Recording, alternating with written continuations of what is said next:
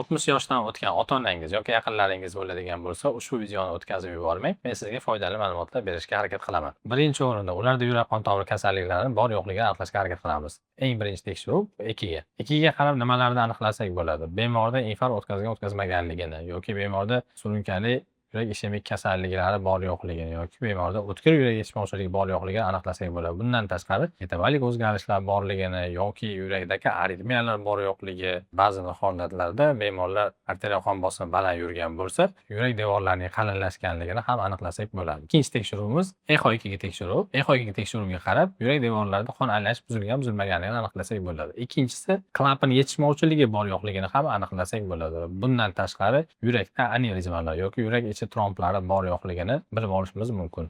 Bundan tashqari eng asosiy belgilardan bittasi ECHO2 da yurakning qon haydab berish hajmi, ya'ni fraksiya vobrasini aniqlaymiz. Yurak devorlarining kattalashib ketganligini yoki yurakning boshqa kasalliklari bor yo'qligini ham bizga aniqlashga yordam beruvchi asosiy tekshiruv vositalaridan bittasi. Keyingi tekshiruvimiz esa bu albatta qonning suyuq yo'qligini tekshirib beradigan analizatorimiz, ya'ni koagulogram analizini tekshiring. Shunga qarab bemorga qon suyultiruvchi dorilarni qay tartibda ichishini va qaysi zarurat ekanligini aniqlab olishimiz mumkin. Va to'rtinchi tekshiruvimiz bu qondagi xolesterin miqdorini aniqlash. Qondagi xolesterin miqdoriga qarab bemorda lipid almashuvi buzilmaganligini ko'ramiz va shunga qarab bemorlarga statinlar, ya'ni qondagi xolesterin miqdorini pasaytiruvchi dori vositalari qabul qilinishi va qancha muddat qabul qilinishi kerakligi buyuriladi. Bundan tashqari lipid inspektorida agar buzilishlar kuzatiladigan bo'lsa, bo'yin qon tomirlarini o'zi qilib ilashkalar, ya'ni buzilishlari bor yo'qligini ko'rishimiz mumkin. Keyingisi bu non-turistik peptid tekshiruvi, ya'ni bu surunkali yurak yetishmovchiligining bemorda qay darajada shakllanganligini aniqlashimiz mumkin. Bu tekshiruvlar qilishimizdan maqsad nima?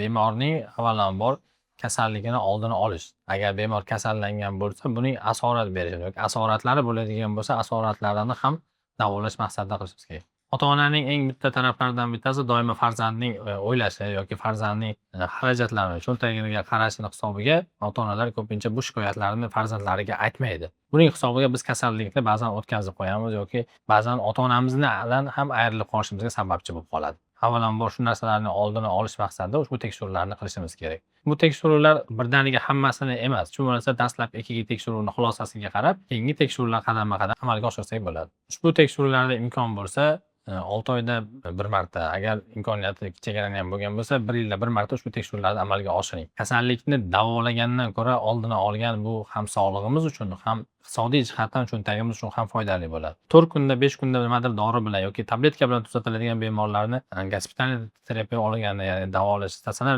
muolaja olgandan ko'ra oldini olgan bo'lamiz. Qaysidir insonning yana ham hayotchaligini yaxshilab beramiz. Eng asosiysi ota-onamiz yonimizda bo'ladi. Ushbu video foydali bo'lgan bo'lsa, like bosib qo'ying va yaqinlaringizga yuborib qo'ying. Agar sizda savollar bo'ladigan bo'lsa, kommentariyada savollaringiz bo'lsa, izohlaringizni kutib qolamiz.